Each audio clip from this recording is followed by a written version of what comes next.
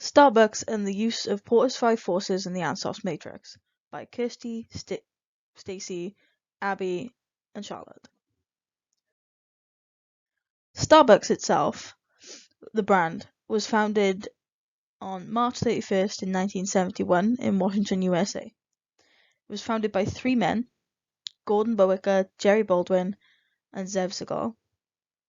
Starbucks is now a global coffee chain with more than 32,000 stores in 80 different countries, and Starbucks' worth is estimated to be at 6.4 billion. Coffee fact. Coffee is consumed in such high quantities that it's the world's second largest traded commodity, surpassed only by crude oil. It is our most beloved beverage after water. It is worth well over 100 billion worldwide.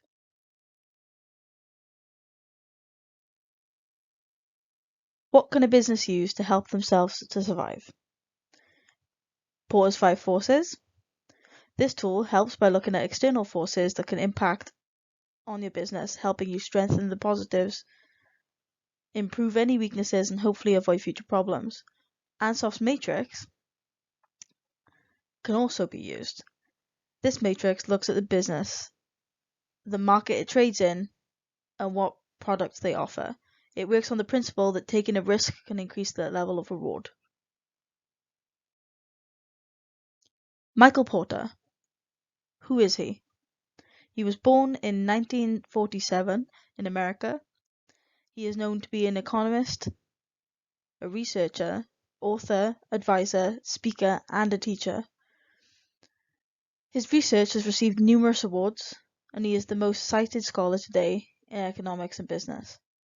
While Michael Porter is at his core a scholar, his work has achieved remarkable acceptance by practitioners across multiple fields. He is also the creator of Porter's Five Forces, and this is what we will be discussing today. Porter's Five Forces. Porter's Five Forces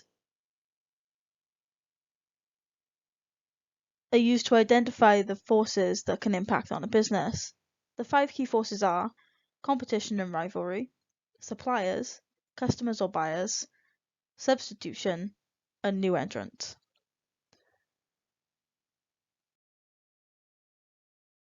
Porter's Five Forces explained further.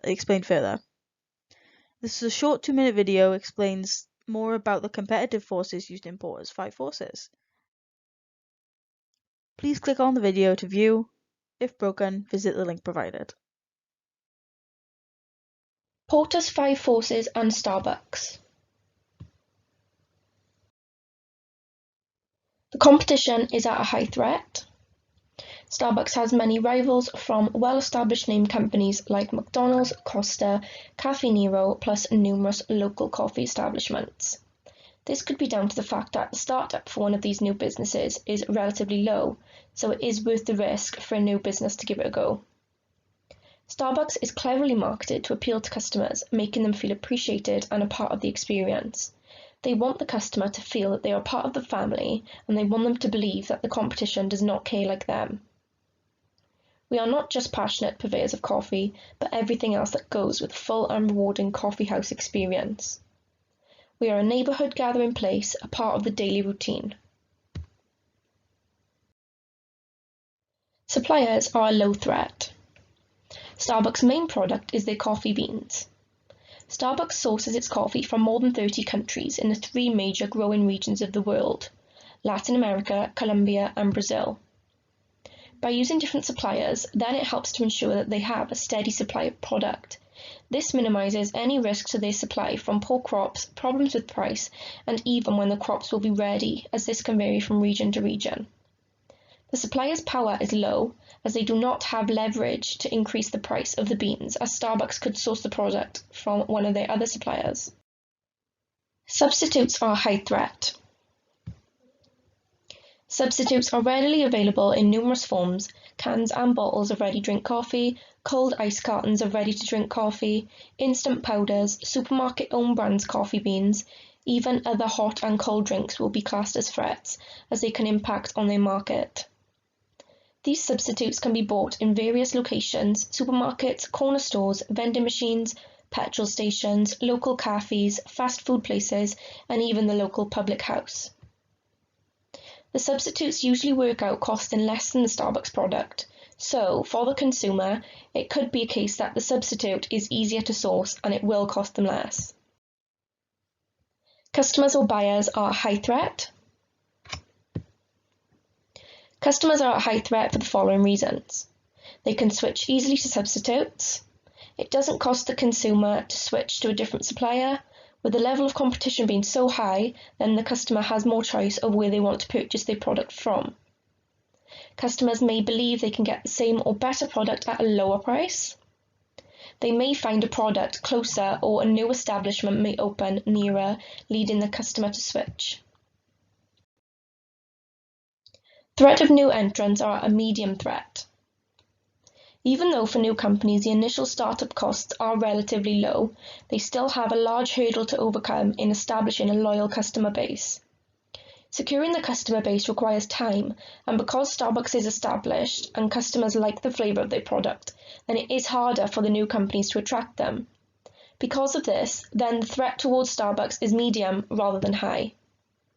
From the beginning, Starbucks set out to be a different kind of company, one that not only celebrated coffee and the rich tradition, but that also brought a feeling of connection. So, to summarise, by using Porter's 5 forces, we can see the following. Competition is a high threat. Suppliers are a low threat. Substitutes are a high threat. Customers are a high threat. New entries are a medium threat. This shows that Starbucks needs to look at ways to keep customers loyal to their brand to help reduce the rate at which the competition could potentially be poaching their customers. The market for ready-drink market alongside the number of brands that have substitute products. Even pubs and petrol stations now have hot and cold coffee available. Ansoff's matrix and Starbucks. Igor Ansoff. Who is he? He was a mathematician and business manager, known as the father of strategic management. Born in Russia in 1918, he moved to America in 1937 and passed away in 2002. He was the creator of the Ansoff matrix, product and market grid. The Ansoff matrix is used to identify which strategy the business should use for increasing their growth. It has 4 growth stages, covering new markets, existing products and new products. They are market penetration, product development, market development, and diversification. Ansoff's matrix explained further. Please watch the following video. It's only 1 minute 30 seconds long and goes on to explain in a little more detail about Ansoff's matrix for you.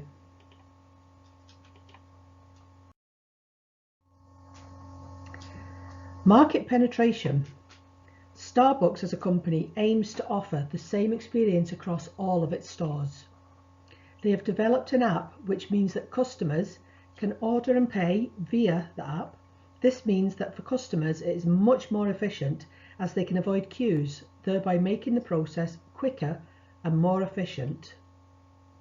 Starbucks sell their coffee beans not only within their stores, but also they have started selling through other avenues, for example in the supermarkets. They are keeping true to their beliefs that the customer is part of their family. They offer loyalty cards, and when you order your drink, then the barista will write your name on the cup, giving you a feeling of belonging. Market development. Starbucks is a household name across most of the world, with stores across 40% of the world. They have only been able to do this through market development. Market development is when a company, such as Starbucks, branches out into new towns and cities, even as far as a country.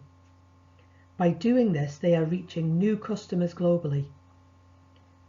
As it stands at the moment, the worldwide total is 32,046.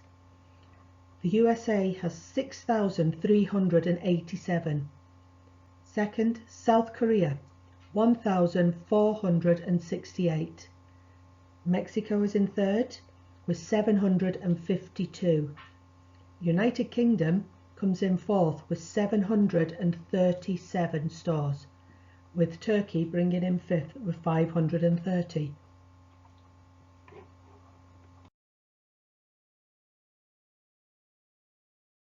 Product development.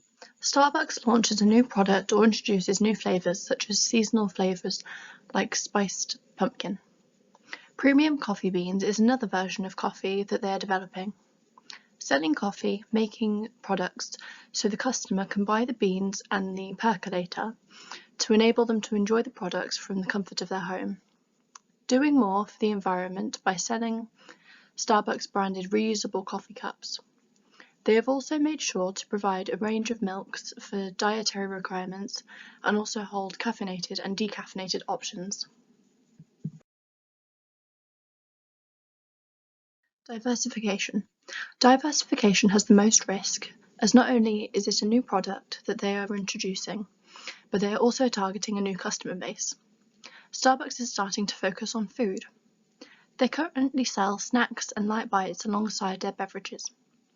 So one way that they could diversify would be to offer breakfast, lunch and evening meals. The positives of this would be that they would be attracting customers at less popular times of the day.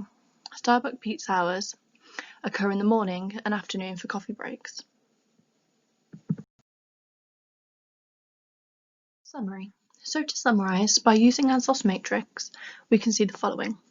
Starbucks has a great handle on market penetration as they change special items throughout the season to pique interest and keep customers interested. So overall, are these tools useful? Porter's 5 forces analysis. Advantages. Helps engage in competition, helpful in planning, helps when dealing with buyers and suppliers, useful tool in the analysis of the external forces, especially in terms of competition, helps organisations identify opportunities in the external environment in order to exploit them. Disadvantages. Could mean ignoring other important factors. No industry will be a perfect, positive fit for all 5 forces. Not useful for all industries alike. Lack of quantitative dimensions. Inapplicable for non-profit organisations. Porter's 5 forces could be useful to a business such as Starbucks because it helps the business to identify their threats, whether they are low or high. It is also an important tool for understanding the forces that shape competition within an industry. It is useful for helping a business to adjust their strategy to suit the competition environment and to improve potential profit. When you understand the forces in your environment or industry that can affect your profitability, you'll be able to adjust your strategy accordingly. For example, you could take fair advantage of a strong position or improve a weak one and avoid taking wrong steps in the future. So, overall, are these useful tools? Ansoff's matrix analysis. Advantages. Shows deceptive growth strategies. Can be used as a good way to present products to shareholders. Is a good tool to be able to set aims and objectives. Can show if a product is worth investment and which products may benefit most. Simplistic and easy to understand. Good analysis of risk. Disadvantages. Only a theoretical model. Does not show that diversification can need a completely different way of running a business. Does not look at competitors. Can cause conflicting objectives between stakeholders. Does not show a cost-benefit analysis. This tool could be useful for a business such as Starbucks when they are looking at increasing their growth, whether it is into a different market, different products, or simply just attempting to increase sales of a product within the same market. There are many advantages to using this tool, the main ones being that it is simplistic and it is a good analysis of risk. However, there are also quite a few disadvantages, the main one being that there but it does not take into consideration the costs of the growth techniques or the prospective profit. This means that a company such as Starbucks could end up investing a lot of money into something that does not bring back much profit. Therefore, for this to be a useful tool, it needs to be used in conjunction with market research and cost-benefit analysis.